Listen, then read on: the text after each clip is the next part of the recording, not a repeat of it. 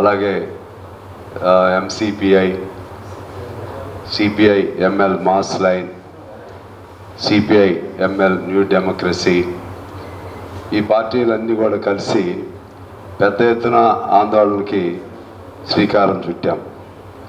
దానిలో భాగంగా మొన్న 27వ తారీఖున వరంగల్లో గుడిసెల పీకివేతకు నిరసనగా, పేదవాడి గుడిసెల తొలగింపుకు నిరసనగా వేలాది మందితో వరంగల్లో పెద్ద దిగ్బంధనం చేసి అరెస్టులు కూడా జరిగాయి.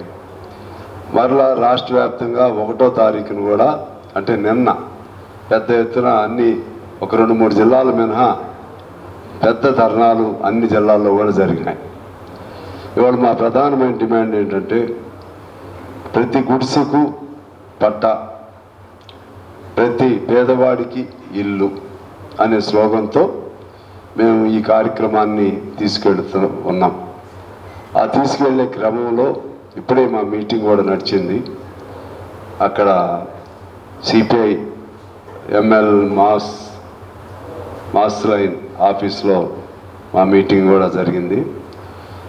అది కూడా మీకు నోట్ వస్తుంది. దానిలో మేము తీసుకున్న నిర్ణయం ఏంటంటే ఈ పేదవాడికి ఇంటి స్థలం వచ్చే వరకు పోరాటాన్ని ఎట్టి పరిస్థితుల్లో కొనసాగించాలి. పేదవాడికి ఇంటి స్థలం రావాలి. అదేవిధంగా అసలు ఇల్లు లేని వాడికి, ఇల్లు లేని పేదవాడికి ఇంటి స్థలం ఇవ్వాలి, ఇచ్చి ఇల్లు కట్టించేవాలి, ఇందిరమ్మ ఇల్లు. అలాగే పోడు భూములు సాగు చేసుకుంటున్న పోడు భూముల్లో వాళ్ళని తొలగించడానికి ఎట్టి పరిస్థితులు వీలు లేదు. ఆల్రెడీ అన్ని ఒప్పందాలు అయిపోయినాయి. ఎప్పుడో నుంచి సాగు చేసుకుంటున్న వాళ్ళకి హక్కు పత్రం ఇవ్వాలి. ఇటువంటి అనేక డిమాండ్స్తో ఇవాళ రాష్ట్రంలో లక్షలాది మంది పేదవాళ్ళు ఉన్నారు. మేము ప్రభుత్వానికి కూడా విజ్ఞప్తి చేస్తూ ఉన్నాం, మీకు ఖర్చు లేని పని. ఎందువల్లంటే రియల్ పేదవాడు ఎవరో గుర్తించండి, గుర్తించి వాళ్ళకి మీరు పట్టా ఇవ్వండి. పట్టా ఇస్తే ఏమైందంటే మీకు ఖర్చు లేదు, కొన్ని లక్షల మందికి ఎవరు చేయలేని పని మీరు చేసినట్లు అవుతుంది. అది మీరు దృష్టిలో పెట్టుకోమని వాళ్ళని అడుగుతున్నాం. అట్లా కాకుండా తొలగించడమే మా కర్తవ్యం అని మీరు తొలగిస్తా పోతే, ఇక్కడ మేము ఇప్పుడు వామపక్షాలు, కమ్యూనిస్ట్ పార్టీలు అన్నీ కలిసి ఓ సంఘటితంగా ఏర్పాటయ్యాం. మా వంతు కర్తవ్యంగా మేము ప్రజల తరపు నుండి నిరంతరం పోరాటాలు కొనసాగిస్తాం. ఆ పోరాటాలు కూడా ఒక్కసారి 2 సార్లతోనూ ముగించబడదు. దీర్ఘకాలిక పోరాటం, సమస్యకు లాజికల్ ఎండ్ వచ్చేవరకు, పర్మనెంట్ సొల్యూషన్ వచ్చేవరకు కూడా పోరాటం చేస్తాం. ఇది మిగిలిన అన్ని పోరాటాల కంటే అచ్చమైన నిరుపేదల సంబంధించినటువంటి పోరాటం ఇది. ఈ పోరాటంలో భాగంగా చివరికి ప్రతి పేదవాడికి ఇల్లు ఉన్నవాడిని వాడికి మీరు పట్టా ఇవ్వాల్సిందే, లేని వాడికి స్థలం కొనివ్వండి. ఆ విధంగా స్పష్టమైనటువంటి డిమాండ్తో మేము ముందుకు వెళ్తున్నాం. అందులో భాగంగా ఇవాళ కూడా ఓ మీటింగ్ జరిగింది. దాని పేరు, క్యాప్షన్ ఏం పేరు పెట్టామంటే ప్రతి గుడిసెకు పట్టా. ఆ నినాదంతో ఇక మా ఉద్యమం నడుస్తుంది. ఆనాడు విద్యుత్ తరహా ఉద్యమంలాగా, ఆ తర్వాత 2వ దశలో భూ పోరాటం, భూ సమస్య, అప్పుడు కూడా ఇళ్ల స్థలాలే దానిలాగా.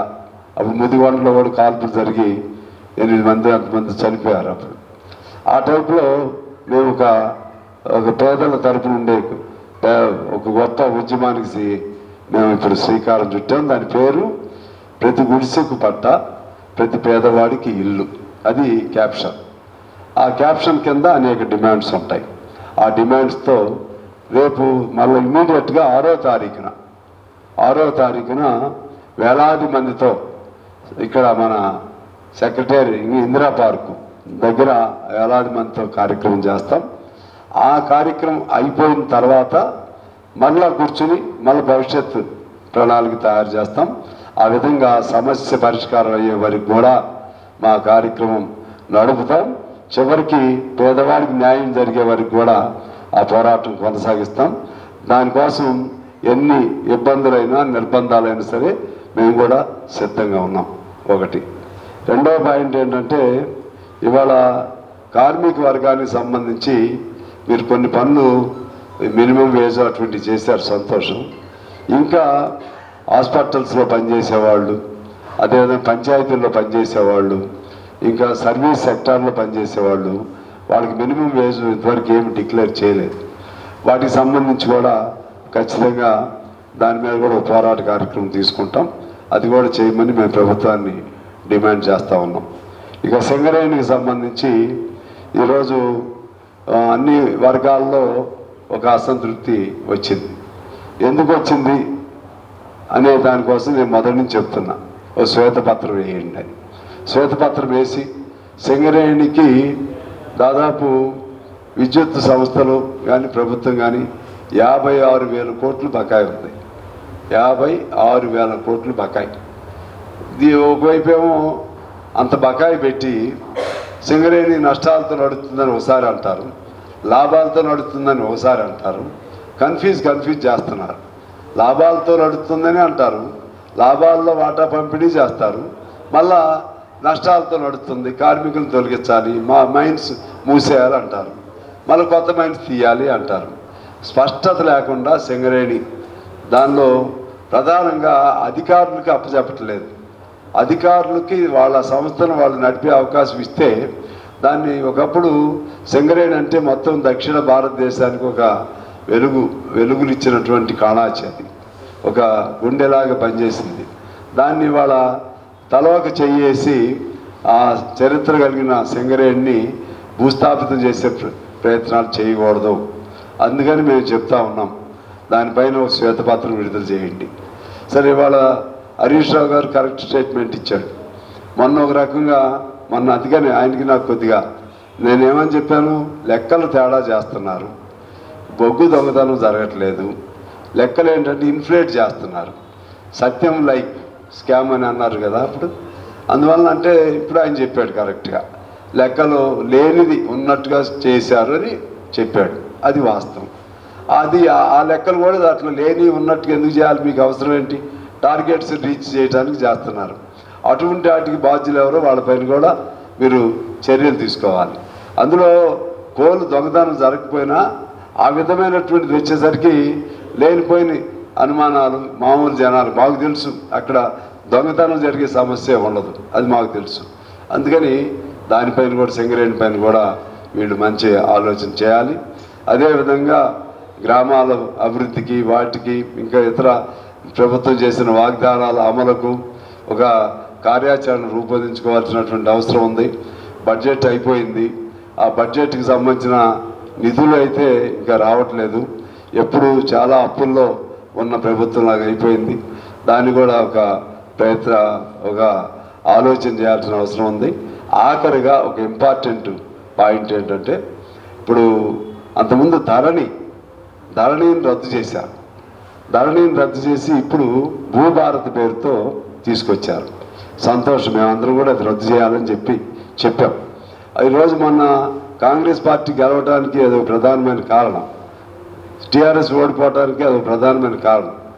ఆ ధరణికి సంబంధించి భూభారతికి తీసుకొచ్చినప్పుడు ధరణి ఎందుకు అంత వ్యతిరేకం వచ్చింది? అప్పుడు కాస్తుదారుల కాలం అని ఉంటుంది, కాస్తుదారుల కాలం. ఆ భూమి ఎవరి స్వాధీనంలో ఉంటే వాళ్ళ పేర్లు వచ్చాయి. అది తీసేశారు.